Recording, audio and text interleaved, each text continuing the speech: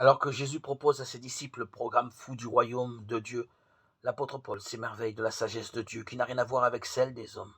Matthieu chapitre 5 et la première lettre de saint Paul aux Corinthiens.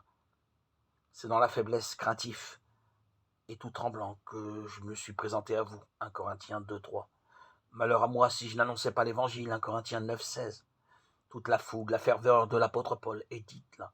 Depuis l'éblouissement du chemin de Damas, il n'a qu'un objectif: amener tous ses frères de race d'abord. Romains 9:3. Tous les hommes ensuite à Jésus-Christ. Mais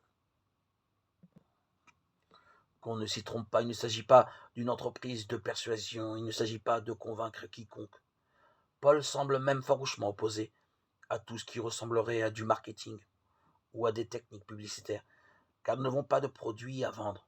Au contraire, il choisit résolument d'être démuni. Quand je suis venu chez vous, je ne suis pas venu vous annoncer le mystère de Dieu avec le prestige du langage ou de la sagesse. Mon langage, ma proclamation de l'évangile n'avait rien d'un langage de sagesse qui veut convaincre. 1 Corinthiens 2:14. Mais alors qu'y a-t-il dans son discours?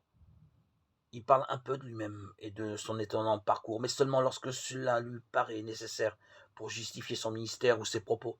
Il parle surtout et presque uniquement de Jésus-Christ. Il cite très souvent les Écritures que ses auditeurs connaissent et révèrent. Lui-même les connaît sur le bout des doigts grâce à ses longues années d'études auprès d'un rabbin très connu, Gamaliel. Mais curieusement, il ne se place pas sur le registre de la démonstration, il se place sur celui de la contemplation. Cette attitude est un modèle de foi et d'humilité.